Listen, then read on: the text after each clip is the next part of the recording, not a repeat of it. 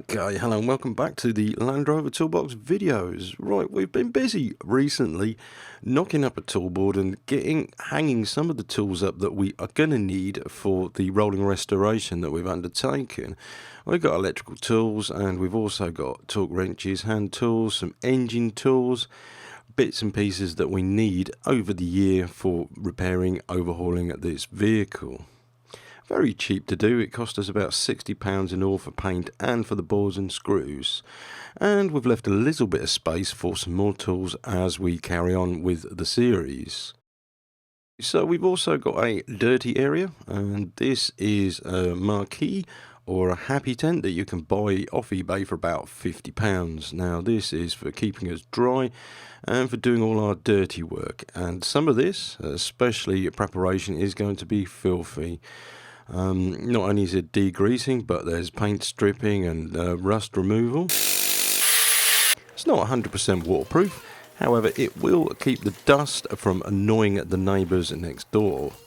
I've also sourced and overhauled a Discovery 1.22:1 transfer box, which we're going to be fitting in the Defender. Basically, we've used an overhaul kit, bearings, as well as some brand new flanges for the output side. If you've been following us for any length of time, you'll have probably noticed this silver axle that we've been using just as a carrier for our tutorials on swivel hubs and bearings. Now this has been cleaned up and painted just so we can fit it to a separate vehicle later. This will also go with some reconditioned calipers, some hubs, and the swivel housings here are actually for a different vehicle, but it's going to be built properly. We also have a few extra axles for our project, which means that we have 6 axles and plenty of diffs to play with. Well, you need to, don't you, because we, after all, are Defender owners. So basically, back to the tools. Wire brushes, these are a pet hate of mine because I always find that the bristles will end up in my skin somewhere. However, they can be useful for rust removal or removing other bits and pieces as required, including gaskets. Same as one of these rotary flap wheels, which has a grit on it and it's good for honing out holes. Now, on the board here, we have 2 types of drill, 2 types of angle grinders. I'll explain later why we need those. But right at the top here, we have this wheel. This is called a caramel wheel. A very interesting piece of equipment. Basically, it's an arbor, so you can fit it into a drill, and it looks like this. If you can guess what it is, well, then I don't need to tell you. But basically, what this does is remove stickers, like so, in pieces, and it will also remove a glue and any adhesive. It also removes a sealant as well. As you can see, it removes it without damaging the paintwork. Basically, it is sacrificial, so it will wear down, but as you take the sticker off, it also turns into dust. You have a wear limit, which is here. So you get a fair amount of meat to use it, and it also comes with an arbor to fit it into your drill. Great piece of kit if you need to remove stickers of any kind. Right, so we're only going to take the stickers off the bug. Forget about the doors since they are in such a bad condition they are scrap. Right, so here's another piece of equipment that we have. This is a descaler needle gun, which is air powered. Right, so this is basically a set of needles. You pull the trigger and they push backwards and forwards and vibrate. Seen here, you can see it gets into all sorts of recesses. Basically, it will loosen and get rid of any loose and scaly rust. It will also take paint off to a certain extent, but basically, when you're doing an axle, you want to make sure that you can clean it and check it to make sure before shot blasting, which we're going to do, make sure all the welds are in good condition. And this really does get into places that you want to get to where other pieces of equipment can't. You'll also find that things like rusty calipers can be descaled quite easily with this piece of equipment. And this demonstration here, you can see how much it's actually cleaning out.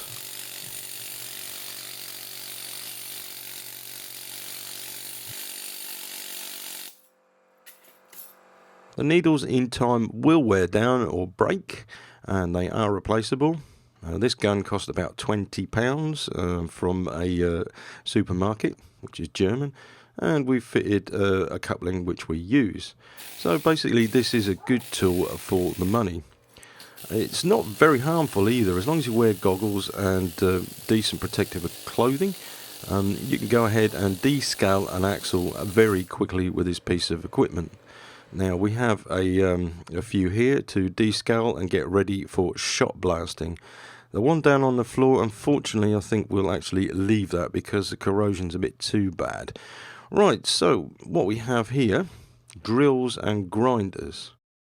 The battery equipment is for quick jobs that don't take much power, whereas the electric powered ones, you will need them for longer work, like so. Now what I have here is a flap wheel for cleaning flat surfaces down. This is pretty good. It's not a grinder, it is a flat wheel with grit paper on it. You can see how quickly it works. So basically this grit paper is for priming up metal for welding. Sometimes you can actually move quite a lot of corrosion, however it will not get in places that other tools do. This one here is for a 4.5-inch grinder and it is 80 grit. The good thing about a flat wheel is it will not remove much of the parent metal, so basically what you're removing is rust and paint, so you can then use the surface to weld, for instance. You can see how nicely almost polished this has come out on just this surface within seconds. The other tool I'd like to show you, which is air driven, is an Orbital sander or rotary sander. Basically this will do flat surfaces, and this particular one uses Velcro pads to stick the disc to it. You're looking at different grades of pads and they come in boxes of 50 or 100. We'll be using these for preparation later on in the series of the body panels. As you can see here, it will do flat surfaces decently. It doesn't do angles very well. But what we can do is, after we've filled or primed something, is flatten it out like so, or just key up the surface for painting.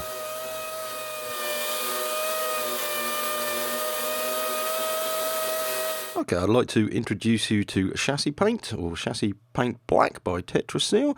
Now this stuff can be brush painted on or can be mixed 10% with synthetic thinners or standard thinners. I'll be using this with zinc primer. Basically this is a good corrosion protection which could be sprayed on or brush painted. This is an alternative to using a 2-pack chassis paint, which you will probably not be able to do in a domestic environment, but it's basically a chassis black. However, you can see the condition of the axle underneath. It's pot marked where the corrosion was and been removed, and if you take a careful look you'll be able to see the brush marks from where the undercoat was painted on by hand. This is only a rough example which we're going to use on something else. It's not for our project vehicle, but you can see the scratch marks from keying down. Right, so what we're going to do with the axles for the project, we're going to clean them off, shot blast them and then paint them properly.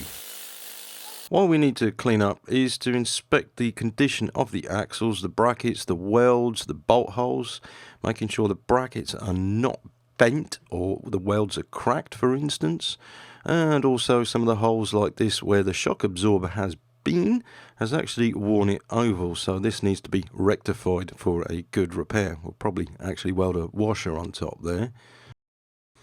Also, it would be advisable, making sure if you have bought a second-hand axle, is to make sure that it's actually straight. You can usually tell. And also with the diff pan, make sure that the diff hasn't been wearing on it. This would mean it's been bashed at some point by maybe a tree stump.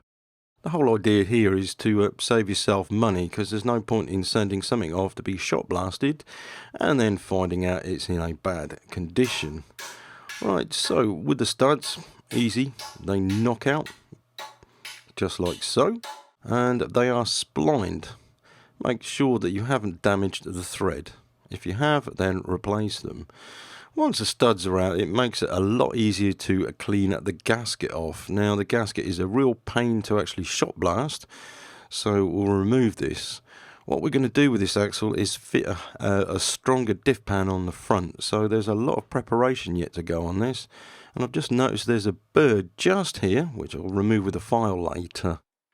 Okay, here's a handy tip to remember. When you're stripping an axle, make sure you take the brake pipe off complete, so you have a pattern for making brake pipes up later when you refit everything.